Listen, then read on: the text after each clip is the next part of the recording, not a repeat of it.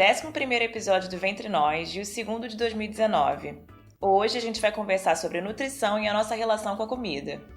É isso, Ana, eu amei esse tema. Acho que ele é muito importante pra gente pensar sobre as nossas escolhas, porque elas dizem muito da gente. Comida tem muito a ver com o nosso corpo. É o que deixa a gente em pé, né? Comida é fundamental, a gente tem que olhar a comida como nossa aliada, não ao contrário disso. E não tem nada a ver com restrição, com sofrimento, com privação, nem com culpa. É isso aí, Ana. Nesse começo de ano, muita gente entra nessa onda de agora eu vou ser fitness, vou entrar no projeto verão e vou emagrecer, vou fazer a dieta que tá rolando agora, low carb, não sei o quê.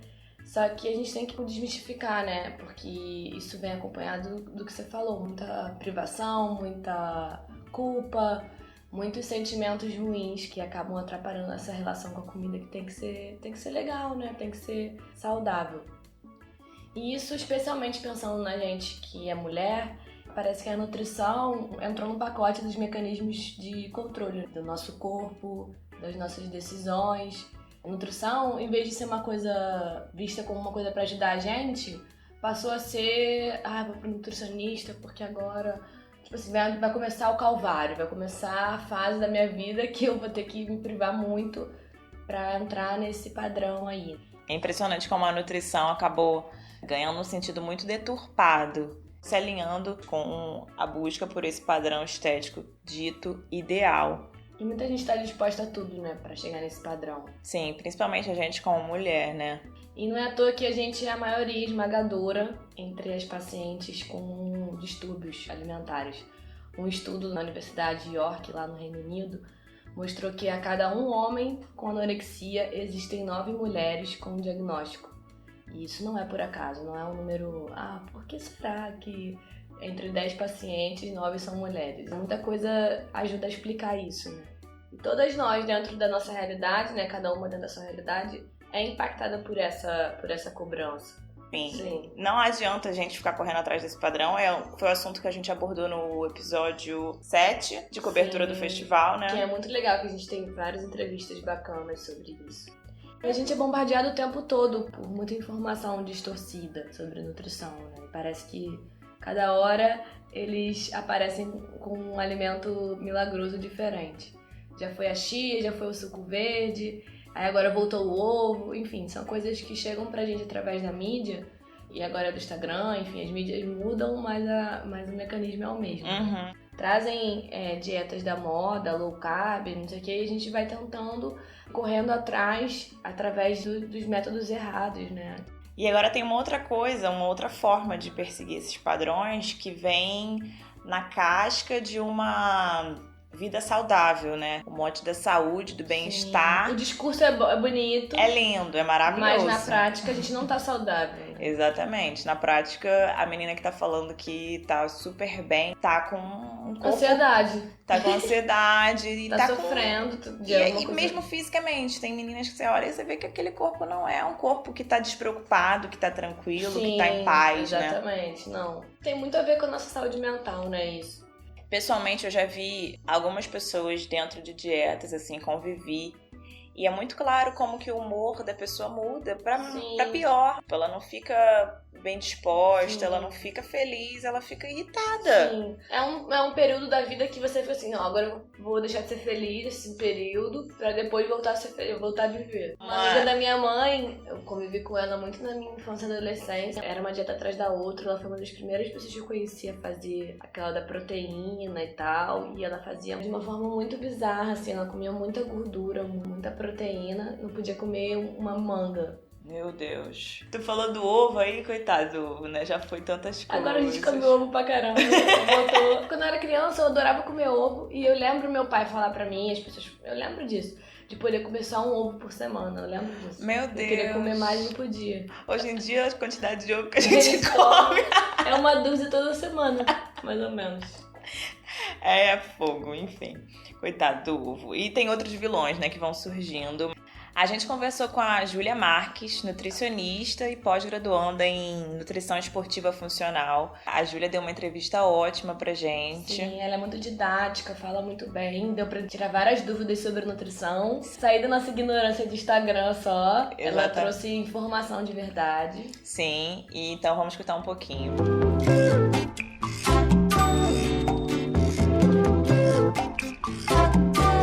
Júlia, primeiro, obrigada pela sua presença e disponibilidade de falar aqui com Ventre Nós. Obrigada a vocês, gente, pela oportunidade de estar aqui conversando um pouco mais sobre esse assunto que é tão importante. Então, vou começar te fazendo uma pergunta que a gente viu na internet, que você postou e que chamou a nossa atenção. Já vamos começar com essa. Por que não fazer dieta? Porque por muito tempo a gente entendeu essa questão das dietas como uma restrição. Eu vou fazer dieta, o que eu não posso comer, sabe? E a gente deu espaço para novos alimentos que a indústria aproveitou, né, nesse bojo de dietas, para incutir no nosso dia a dia alimentos ricos em química, pura e simplesmente, porque não tinham açúcar, não tinham carboidrato, não tinham sei lá mais o que, mas tinham sal e um monte de química. Então, só por serem diets, eles passaram a fazer parte do nosso dia a dia. Diets, light. E a gente esqueceu um pouco do quão ricos são os alimentos de verdade, sabe? Então, as dietas passaram a ser planejamentos ricos em industrializado, teoricamente, do bem. Só que a gente não pode dividir a alimentação entre alimentos do bem e alimentos do mal, sabe? Eu prefiro sempre dividir em alimentos muito nutritivos e alimentos pouco nutritivos. E o equilíbrio está aí, entre você consumir, na maior parte das vezes, os alimentos muito nutritivos e vira e mexe, quando acaba acontecendo, a gente consumir os alimentos menos nutritivos. E a dieta dá essa ideia pra gente de que a gente tem que cortar um monte de coisa. E quando a gente corta um monte de coisa que a gente foi acostumado a comer, porque nesse meio todo, a gente inseriu no nosso planejamento diário alimentos muito açucarados, sabe? Muito novos, muito industrializados, que a gente achava que estava de boa, aí agora vem dieta, não pode comer nada. Então, essa ideia de fazer uma dieta me incomoda muito por esse fato. Por a gente ter que cortar alimentos que a gente está acostumado a comer e que fazem a gente feliz, satisfeito, sabe? Então, quando a gente faz uma reeducação alimentar, quando a gente reaprende, porque na verdade a gente já aprendeu em algum momento da vida, mas deixou de fazer o que a gente deveria fazer sempre, quando a gente reaprende a se alimentar, a gente não precisa fazer restrição de nada. A gente simplesmente sabe comer. A gente sabe chegar num restaurante e fazer as melhores escolhas. E não pensando somente em estética, mas pensando em saúde. Saúde mental, saúde física, bem-estar. Então, quando a gente sabe escolher os alimentos, a gente não precisa fazer dieta. A gente simplesmente se alimenta da melhor maneira. Como que você chama esse processo, então? É reeducação alimentar que você passa com seus pacientes? Isso, reeducação alimentar. É entender que nem sempre o pacotinho que tem escrito diet ou light ou sem nada é a melhor opção. Porque quando a gente fala de caloria, essa é uma questão muito recorrente. Quando a gente fala em quantidade de calorias, realmente os pacotinhos não tem quase nenhuma. Quando a gente fala de alimento de dieta, entre aspas, esses ultraprocessados, esses alimentos que passam por diversas etapas de processamento, em consequência disso, tem muito aditivo químico, porque quando a gente fala de indústria, a gente precisa que os alimentos durem muito tempo na prateleira. Então, a gente entope eles de aditivo químico que fazem com que eles tenham uma vida útil muito maior. Pode ser que o biscoitinho fechadinho tenha 10 calorias e um snack de cenoura, por exemplo. Tem gente que tem esse costume, tem gente que não, né? Mas, por exemplo, você pega um legume para fazer um snack para você comer como lanche, ele tem mais caloria, mas ao mesmo tempo ele tem vitamina, ele tem mineral, ele tem o que o seu corpo precisa para se nutrir. Por um tempo, a gente achou que era só caloria, né? A gente tem que bater uma quantidade de calorias e isso era suficiente, só que não é. A gente precisa das vitaminas essenciais para o nosso corpo funcionar da melhor maneira e os minerais idem. Então, esses industrializados de pacotinho, eles não têm nada disso. Eles só têm caloria, ponto. É o que a gente chama na nutrição de caloria vazia. Os alimentos de verdade têm calorias ricas. Esses industrializados têm calorias vazias. E não é isso que importa. O que importa, na verdade, é a qualidade dos nossos alimentos. Júlia, e a reeducação alimentar serve para todo mundo, até para quem está com problemas de saúde e também para quem está querendo emagrecer por uma questão estética? Exato. Assim, na verdade, ele é o melhor para todos mesmo, porque quando a gente fala hoje em dia de nutrição, a gente pensa nessas dietas da moda, né? De jejum, low carb, cetogênica, que são estratégias extremamente válidas em casos específicos. O que a gente viu com o passar do tempo foi que a mesma estratégia estava sendo utilizada para todas as pessoas. A fulana faz low carb, então também vou fazer. Mas a low carb não serve necessariamente para todas as pessoas. A reeducação alimentar, não. A reeducação alimentar serve para todo mundo e principalmente para as pessoas que têm algum problema de saúde. Porque elas, sim, precisam aprender que a alimentação vai fazer toda a diferença no quadro clínico delas. Toda a diferença. Então, o que a gente mais vê e que são os quadros, na minha opinião, mais difíceis de você acompanhar são pessoas que já têm uma certa idade, entre ali 40, 50, 60 anos, e que adquirem uma diabetes tipo 2, por exemplo, que a diabetes tipo 1 a gente, né, nasce com ela, ou adquire com 9, 10 anos, ali na primeira infância, na primeira e segunda infância. A diabetes tipo 2, ela é uma diabetes por estilo de vida. Esses são os mais difíceis de tratar, porque eles já têm um padrão alimentar que eles pré-determinaram. Então, para eles, essa reeducação é muito mais difícil. Porém, resolve muito. A gente consegue reverter hoje em dia quadros de pré-diabetes com a reeducação alimentar. Com esse processo de reaprender a se alimentar. É essencial. Ele, sim, funciona para todo mundo. Porque a nutrição é muito específica, né? Nós somos seres humanos completamente diferentes uns dos outros. Então, a gente não pode fazer a mesma coisa para todo mundo. A reeducação alimentar é a única coisa que vai funcionar para todo mundo. Lógico, levando em consideração as especificidades de cada um, porém, uma reeducação alimentar, de modo geral, funciona para todo mundo. Legal, Júlia. Agora sim, se a gente vê que essas dietas não funcionam, se as pessoas vão fazendo dieta atrás de dieta e isso não funciona, por que elas continuam fazendo? Justamente porque elas não entenderam que são dietas restritivas e que têm uma data para acabar. Essa é a questão. A gente veio por muito tempo falando somente nessas dietas, esquecendo que talvez essas dietas muito caras e até uma coisa que entra nesse bojo todo da dificuldade das dietas seria o valor das dietas. Que dieta que é tão cara assim, sabe? Então, as pessoas preferem continuar insistindo, talvez por uma falta de orientação, de modo geral, e por uma disseminação em grande quantidade, desse lifestyle, assim, de eu vou fazer essa dieta tal por tanto tempo, eu vou fazer não sei o quê. Esses influenciadores digitais, atualmente, eles têm muitos pontos positivos, porém tem esses pontos negativos, porque quando você mostra que você faz aquilo, você tem um mínimo de influência, né, digitalmente falando. Quando você mostra que você faz aquilo, muita gente vai ignorar o papel de um profissional de nutrição e vai levar em consideração o que aquela pessoa que disse que para ela tá funcionando, tá fazendo, entendeu? Então a gente ignora o fato de que a gente estudou para estar aqui dizendo o que funciona, o que deixa de funcionar, e segue simplesmente uma influência digital para aquele ponto. E ignora que pode ser exatamente isso que você falou, que ela funciona, chega um ponto, ela não funciona mais. E o que acontece na maioria das vezes você perde um peso X e você ganha esse peso 2X depois que você para essa dieta. Porque a gente entendeu já na nutrição que as restrições geram compulsão. E muitas vezes a pessoa acha que tá, muito bem, sabe? Olha, eu cortei isso, cortei aquilo, perdi 20 quilos. 2 meses depois ela ganhou 22, sabe? Então, é um relato recorrente na minha prática clínica de gente que fez uma dieta muito restrita e depois comeu tudo que tinha direito em muito maior quantidade. Não entendeu que fazer restrição não é só o que funciona. Nutrição não é só isso, é muito mais que isso. Ju, além dessa compulsão, né, como resultado dessa entrada e saída em dieta, quais são as outras consequências na vida de alguém que pula de dieta toda hora, enfim, fica nesse ciclo vicioso? Quais são as consequências na vida dessa mulher?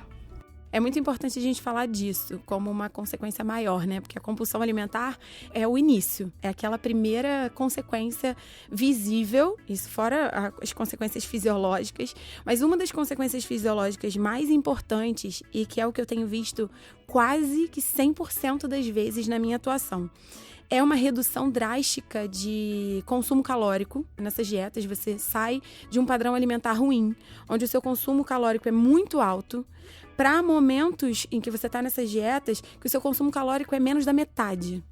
E o que o seu corpo entende com isso? E isso é muito comum em mulheres, muito mais, porque o homem ele não dá muita importância, talvez por sofrer muito menos pressão, né, de fora, ele não dá muita importância para isso, mas a mulher não, a mulher tem que estar sempre dentro daquele padrão, então ela está sempre correndo atrás de alternativas rápidas e fáceis, né, porque o nosso dia a dia pede isso, alternativas rápidas e fáceis, que é muito contraditório, porque no final das contas não são fáceis assim, de perder uma quantidade grande de peso.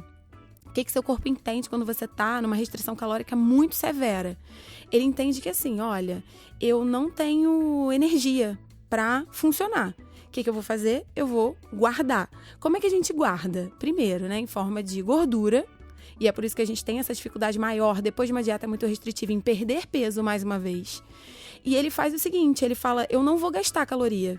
Eu vou diminuir essa quantidade de caloria gasta diariamente, que é o que a gente chama popularmente, né, falando de redução do metabolismo, chama de metabolismo lento, que muita gente fala que tem um metabolismo lento. Esse metabolismo lento pode ser gerado muitas vezes por uma ingestão calórica muito abaixo das suas necessidades diárias. Então, seu corpo entende que você está consumindo muito menos caloria do que você realmente precisa e fala, não vou gastar. O que acontece quando a gente não gasta caloria? A gente fica no mesmo peso ou passa a engordar mais. Porque ele começa a pegar qualquer comida que você consome e fala assim, eu vou estocar, porque eu preciso de energia. E essa pessoa não está conseguindo se alimentar. Então, eu estoco. É o que acontece na maioria dos casos depois de uma dieta muito restritiva. E o seu corpo, isso se chama, fisiologicamente falando, de termogênese adaptativa. O seu corpo entende que ele não pode gastar muita caloria e guarda. Aí você não perde mais. A dificuldade para você perder peso é muito maior. Então, o meu trabalho, na maioria das vezes, por incrível que pareça, é fazer as pessoas comerem. As pessoas comem pouco demais.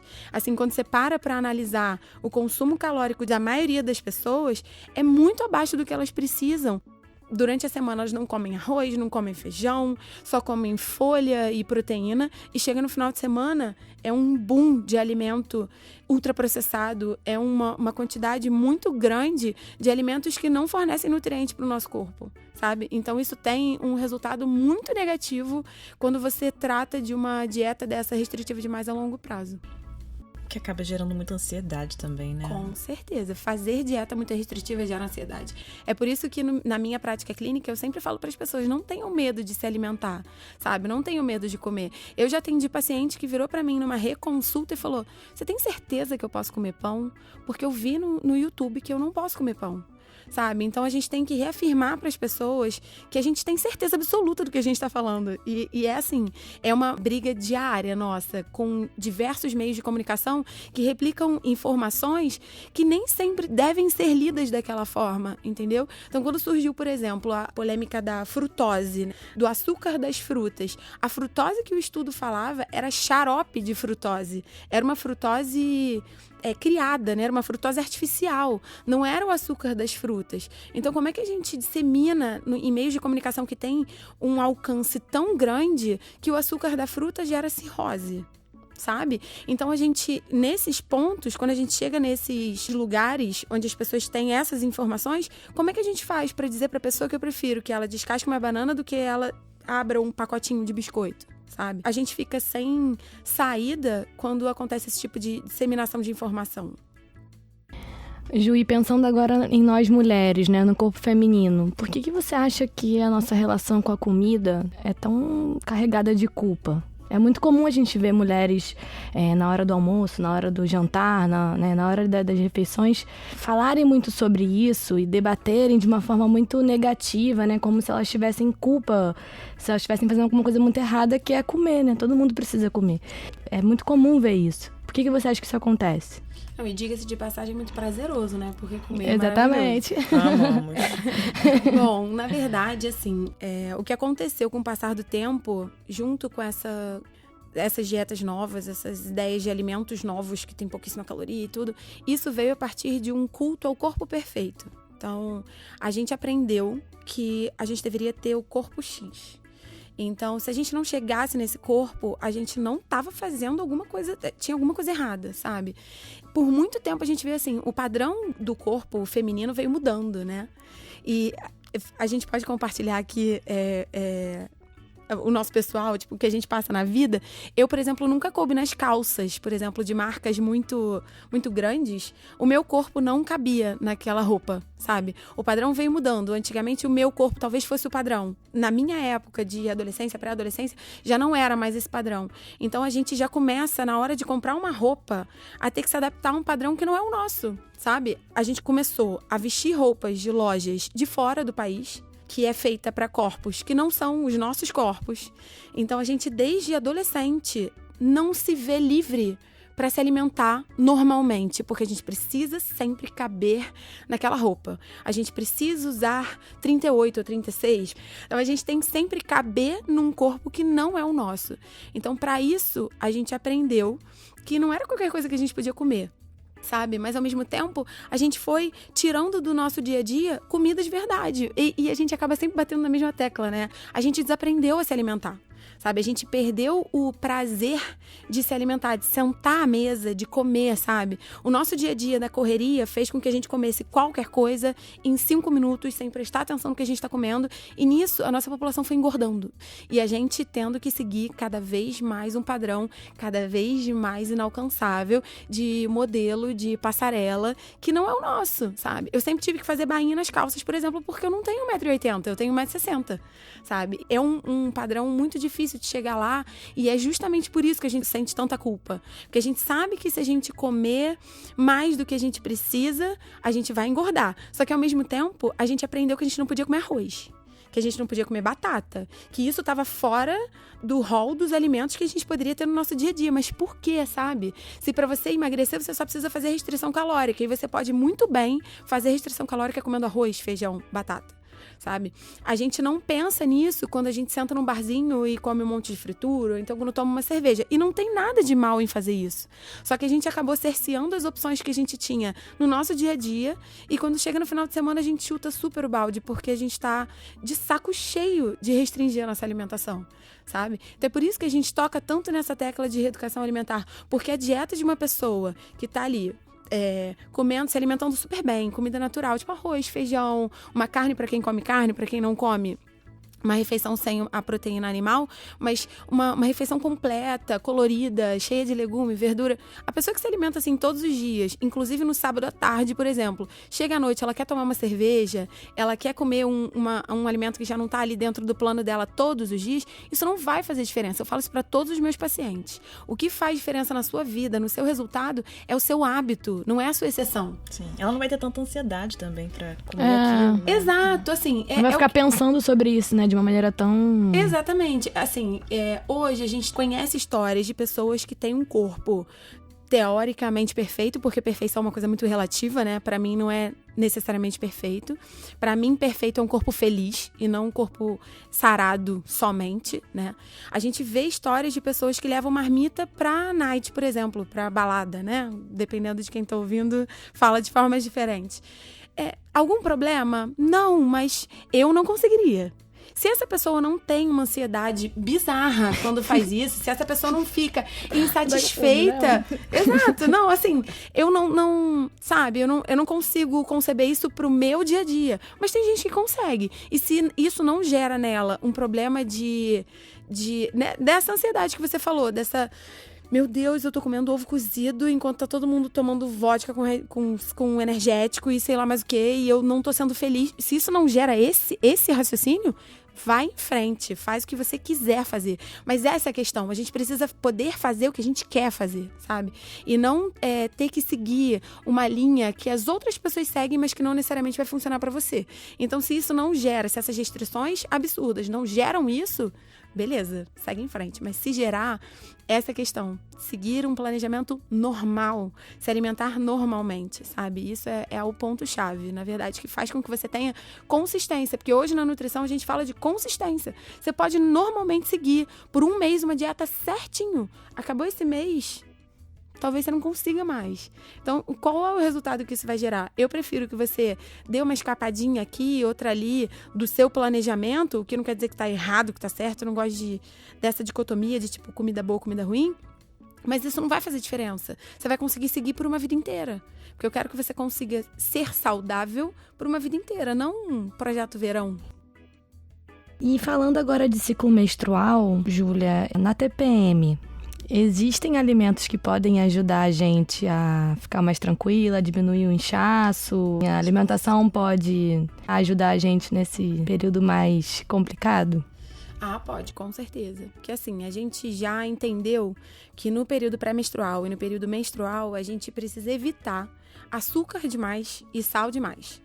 Tanto pela questão de dependência, né? Porque quanto mais açúcar a gente come, mais vontade de comer a gente tem. E pela retenção hídrica também. Quando a gente consome muito açúcar ou muito sal, o normal é a gente reter mais líquido, ficar mais inchada. E já é um período em que a gente fica mais inchada. Então, nesses períodos, o ideal é que a gente diminua, reduza, se a gente conseguir cortar, pelo menos nesse período, alimentos muito ricos em sal e açúcar, excelente.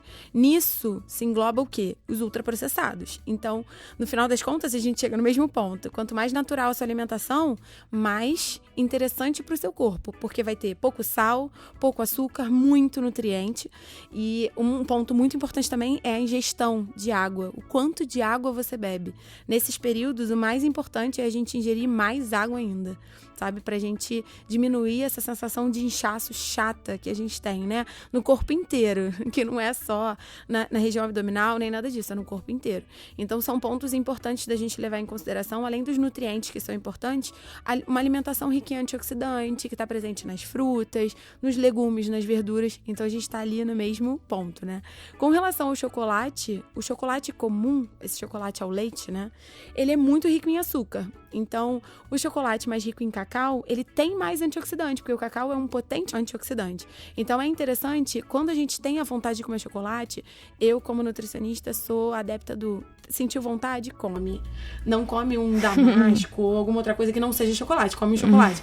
Mas se você puder escolher entre um chocolate mais açucarado e um chocolate mais rico em cacau, escolha o mais rico em cacau porque ele tá te nutrindo também. Ele tá ali dando pro seu corpo uma quantidade interessante de antioxidantes que vai ser muito boa para esse período, para reduzir um pouco esses sintomas chatos que a gente tem. Isso vale para os dias de menstruação e pré-menstrual também, né? Exato, vale. Nos dias de menstruação, beber mais água ainda. A gente fica mais indisposto, nesse calor que faz aqui, parece que tudo triplica, né? Todos os sintomas que a gente tem já o ano inteiro, parece que estão multiplicados por 1000, né? Não é nem por 3, é por 1000. Então, quanto mais água a gente beber, quanto mais hidratado a gente estiver, menos a gente vai sentir essa mudança toda no nosso corpo. Júlia, e pensando nos profissionais de saúde, como é que vocês, na prática, podem transformar essa relação das mulheres com a alimentação em alguma coisa mais saudável, né? A gente falou muito sobre isso no programa, né, até agora, mas acho que é legal a gente falar do papel do profissional de saúde nessa caminhada, né? Bom, é desafiador, muito desafiador, porque assim, dentro da nutrição a gente tem profissionais, na maioria das vezes, sempre tentando acertar e que às vezes não conseguem entender a especificidade dessa questão de padrão e de tudo, da forma como a gente se enxerga. A nutrição é uma área repleta de mulheres, a maioria delas, não sei exatamente um número, mas se você vir numa sala de graduação, por exemplo, de 40 pessoas, 3 são homens, né? Quando tem homens, tem turmas que não tem homens. Então, é um mercado de trabalho quase que todo de mulheres. Só que tem muita gente que acaba reproduzindo o que a gente já vem vendo por muito tempo, sabe? A necessidade de você ter que ser restrito. E isso vai corroborando essa questão da dificuldade que a gente tem de conseguir enxergar o nosso corpo como o nosso templo, como o lugar onde a gente vive e que a gente precisa cuidar dele com carinho. O que a gente tenta hoje é fazer, o que eu tento fazer pelo menos, é pelas redes sociais mostrar para as pessoas que eu sou real. Porque acontece muito da gente ouvir, nós como nutricionistas, ouvir de outras pessoas assim: ah, mas você come isso?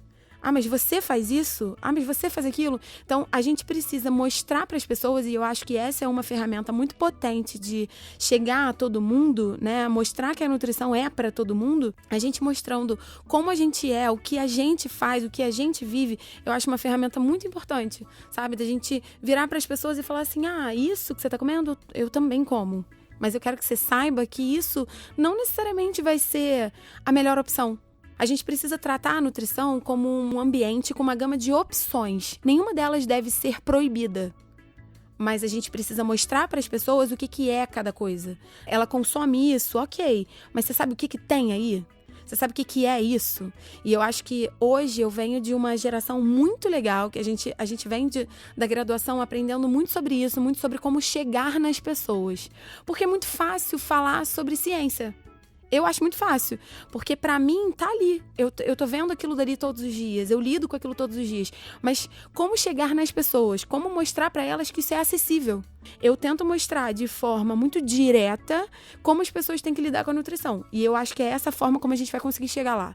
É mostrando, é tendo contato com as pessoas que estão mais ali à margem e que elas têm um interesse tão grande em entender o que está acontecendo e falar na linguagem dessas pessoas de forma que elas consigam me entender. E eu acho que é essa forma que a gente vai encontrar de chegar nessa coisa de você não precisa seguir isso, você não precisa se sentir tão culpada, você não precisa se diminuir o tempo inteiro para chegar numa coisa que não é o seu objetivo principal, ou não deveria ser, sabe? Mas eu acho que é falando numa linguagem simples, muito fácil, muito didática e mostrando que eu tô ali e que eu também sou resultado disso, da mesma coisa que vocês, nós todas, né, somos.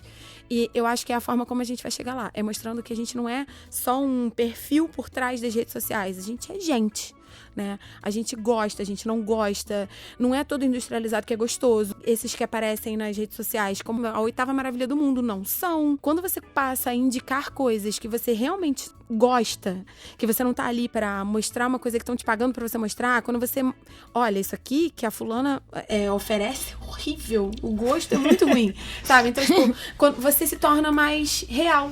E não é mais só um corpo, porque as pessoas acham que é muito fácil para uma nutricionista estar dentro do padrão. Para muitas pessoas, o nutricionista tem que ser, a nutricionista no caso, né, falando de mulher, tem que ser magra, alta, saudável, ir pra academia todos os dias. A nutricionista não tem TPM, a nutricionista não tem desânimo, não tem indisposição. Não, a gente tem. É humanizar, né?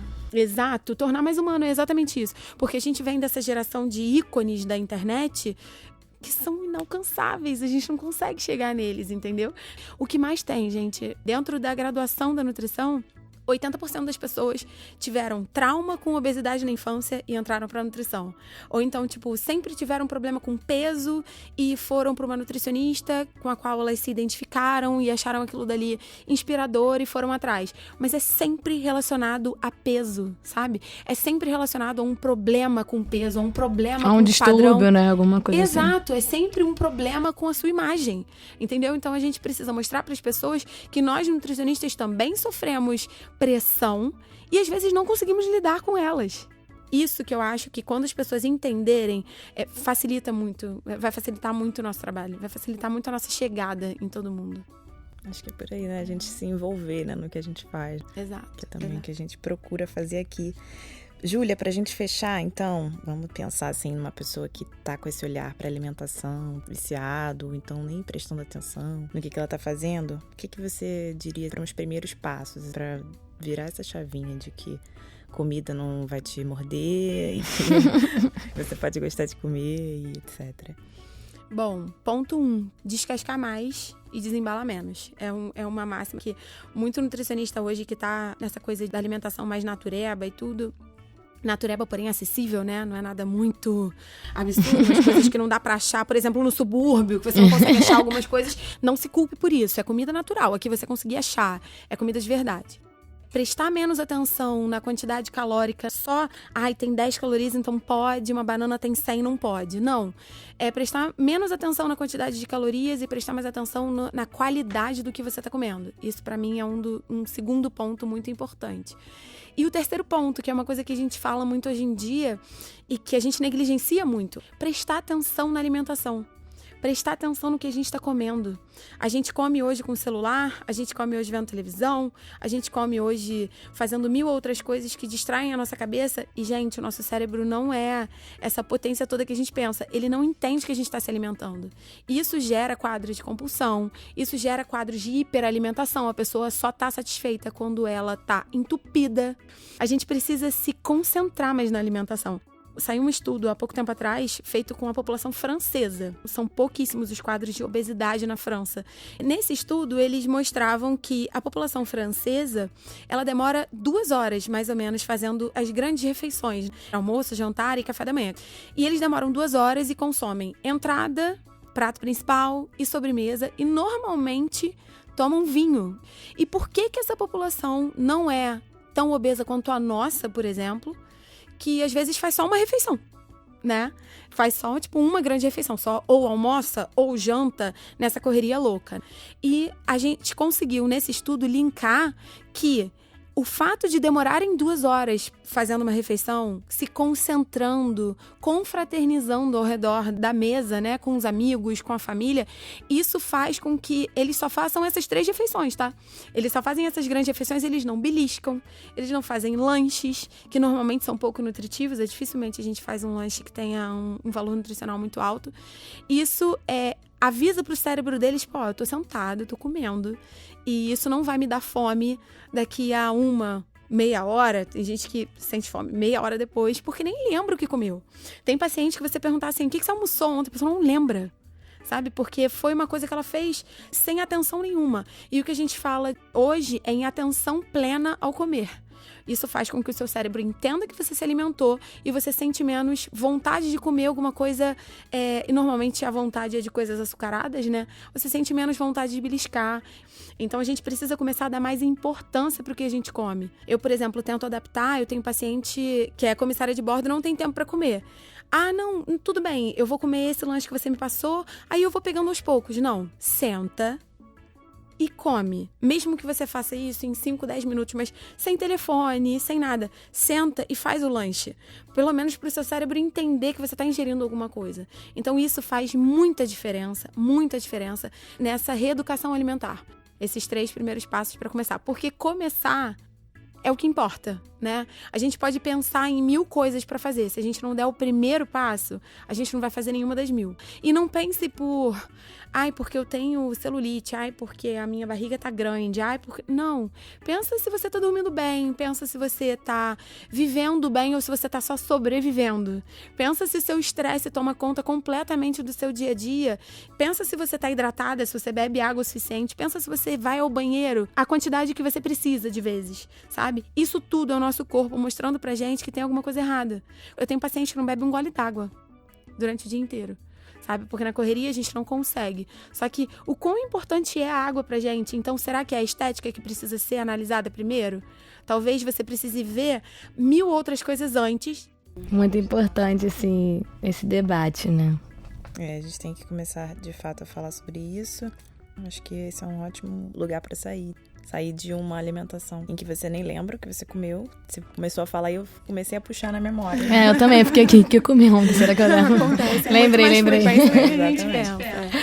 Partir para uma alimentação mais consciente. Estamos terminando então essa gravação aqui nos estúdios do eFuturo, do Lab Sônica. Hoje temos pessoas aqui com a gente, ajudando a operar a mesa, Dani e Pastore. Obrigada. Julia, Souza e Fabi ajudando aqui a gente. Obrigada, meninas. Obrigada pela sua presença. Adoramos, Júlia. Muito obrigada. Obrigada a você, gente, pela oportunidade. Assim, é muito importante a gente mostrar para as pessoas que a nutrição é muito mais do que se fala há muito tempo, sabe? Eu tenho visto muito mais olhares empáticos com relação a essa relação feminina hoje em dia, e isso é muito grande, né? Ainda vai crescer muito mais, eu tenho certeza, mas é muito interessante a gente mostrar o nosso olhar, sabe? Que a nossa voz foi calada por muito tempo, mas agora a gente é muito mais forte, a gente se viu muito mais forte, né? Porque a gente sempre foi, mas a gente agora tá se enxergando e conseguindo olhar uma pra outra com mais carinho, né? Com mais solidariedade, porque o nosso problema muitas vezes é o da outra, e a gente se completa, a gente tem histórias, a gente tem vivências que se completam, e é muito importante vocês darem esse espaço para a nutrição entrar nisso. Muito obrigada pela oportunidade. Obrigada, Ju.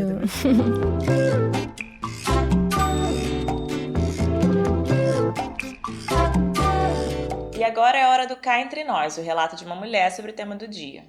Oi, gente, tudo bem? Eu sou Isabela Aurora, sou diretora criativa da marca Aurora, de sapatos artesanais. A minha relação com a alimentação, ela sempre foi muito confusa. As minhas prioridades eram de trabalho, de estudo, de faculdade, de escola. Foi assim que eu fui passando e não fui observando como que eu me alimentava.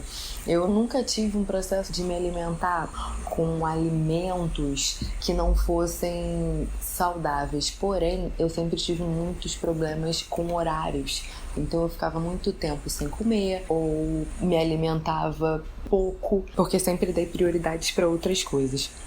Então, realmente construí essa confusão. Até que, em algum momento, eu comecei a observar muito mais o meu corpo. Que o meu corpo precisava de uma alimentação saudável, que eu precisava dos alimentos que pudessem cuidar do meu processo criativo. E o meu psicológico precisa estar muito bem. Quando eu percebi que a minha saúde mental estava quase que afundando, eu comecei a prestar atenção na minha alimentação. Nas verduras, eu comecei a prestar atenção nas frutas, eu comecei a prestar atenção nos horários, eu comecei a prestar atenção que eu precisava parar para me alimentar, que uma rotina de comida, ela também significa um autocuidado. Você se cuidar, se alimentando bem, significa que você cuida também da sua inteligência, da sua vida, de uma forma muito melhor. Então eu comecei a mudar os meus hábitos. Entendi que preciso de uma cozinha prática, por causa do meu tempo. E aí eu comecei a procurar receitas e alimentos que eu conseguisse dar conta e que fossem rápidos. E isso tem me ajudado muito a construir uma vida mais saudável, pensamentos mais saudáveis. A alimentação tem a ver com tudo que a gente faz. Então, quando eu fui começando a perceber isso, eu entendi que eu precisava me alimentar melhor. E eu queria também saber o que vocês fazem para vocês se alimentarem, qual a relação de vocês com o alimento.